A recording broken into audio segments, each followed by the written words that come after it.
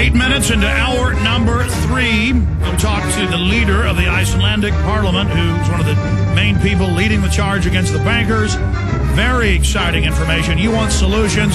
They're coming up, going right at the head of the beast, the heart of the system, next hour. In a moment, we're going to Chris Pinto, an amazing documentary filmmaker.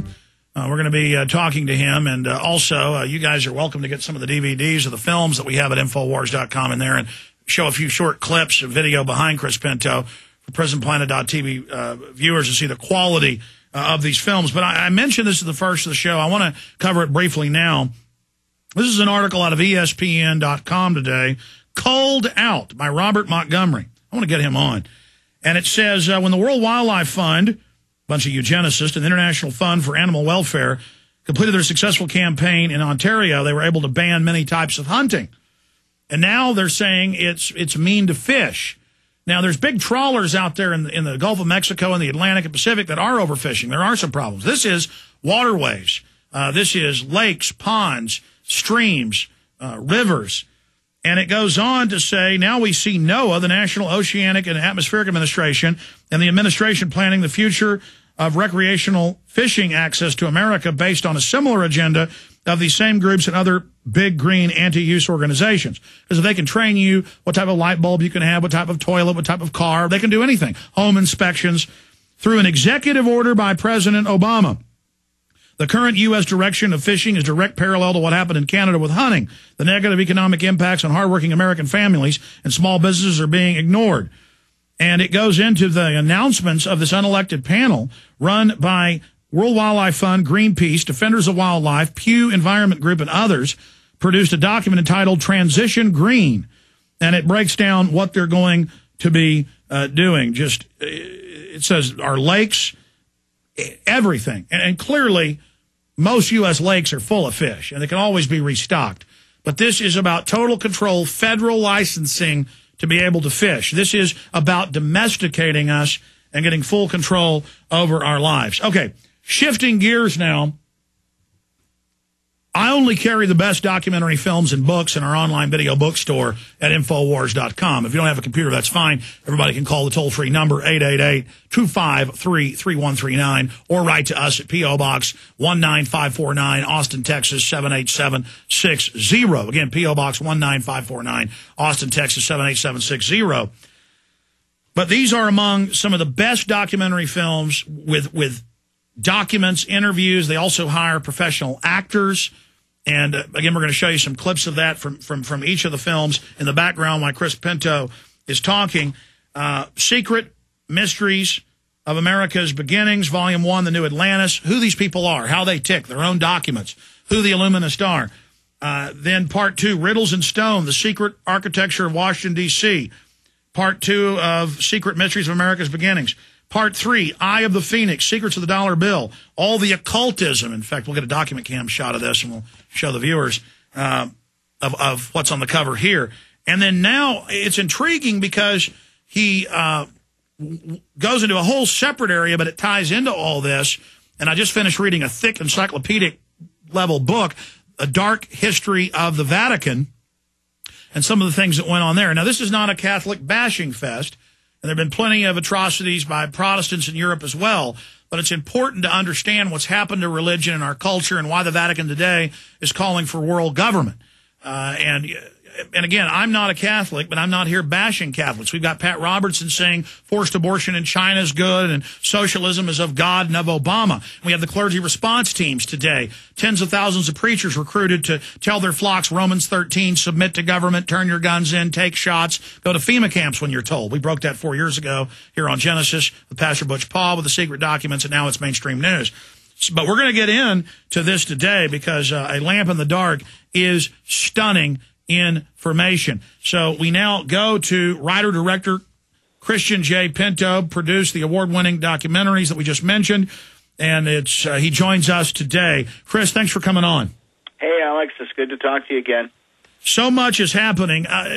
Again, I'm intrigued because I know it all ties together, and but how does this film really getting into the early church and through the Middle Ages and persecution by the Vatican and others? Because then the Illuminati group, at least it at its inception was claiming it was anti-Vatican. So how do these groups dovetail together? Well, I think they dovetail because the whole concept of a new world order is really Rome's original concept. You can trace it back to 1494 when Pope Alexander the Sixth literally drew a line down the center of the world map, gave half the world to Spain and the other half to Portugal, and told them to go out and conquer everything. The claims of the papacy for more than 1,000 years have been that the Pope holds the place of Christ and God upon the earth, and so he has the power over the world, over all kings and princes and rulers and governors and so on. They're all supposed to submit to his authority, whether they know about him or not.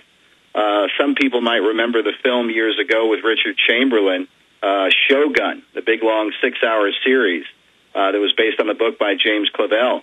Well, at one point, the storyline basically is it's this English sailor who's stranded on the Isle of Japan, and he learns the ways of their culture and so on.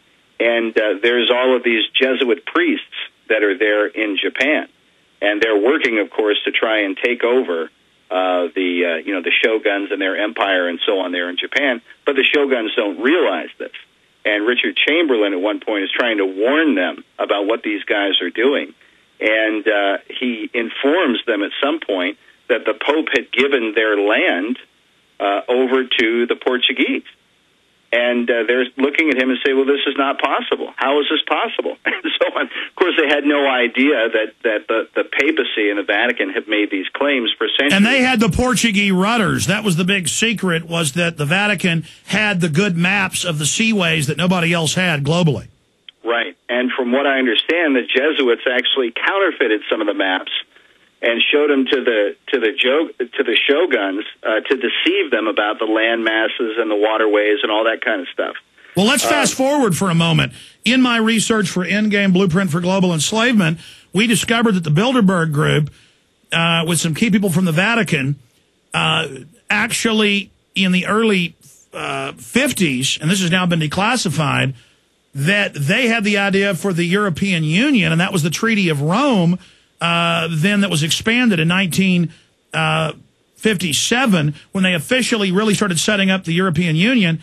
And that's why a few years ago they had the 50th anniversary in 2007 of the EU, when the EU wasn't officially set up until 2000. Yeah, the EU is said to be a total Vatican project by, in the book, The Power and the Principality of Europe. That was set forth by an English Conservative Party member, Anthony. I can't remember his last name. But anyway, why did the Vatican then go after the Templars? That's an interesting. That is really said to be the Templars. The suffering of the Templars was said to be more through the King of France, at least from what I've studied of it. And the Templars were bringing in. This is in the 1200s now. They had been over in the Middle East. They were in Jerusalem. They're dealing with these different groups, like the Yazidi. They're dealing with the Muslims and the Jews and so on. And they were creating a kind of amalgamated religious system where they were blending in all of these different world religions. And that's a key. That's kind of part of, a lot of the research that I do is showing how the New World Order, the way that they're trying to unite the nations is by breaking down all the boundaries that separate men.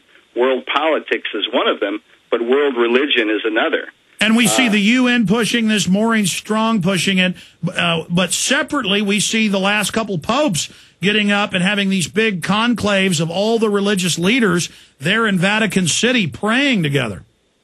Right, as they did back in 1986 and then again after the year 2000. And then the United Nations, of course, having their big Millennium Summit where they get all the different leaders of the world religions, who claim that they're all praying to the same God.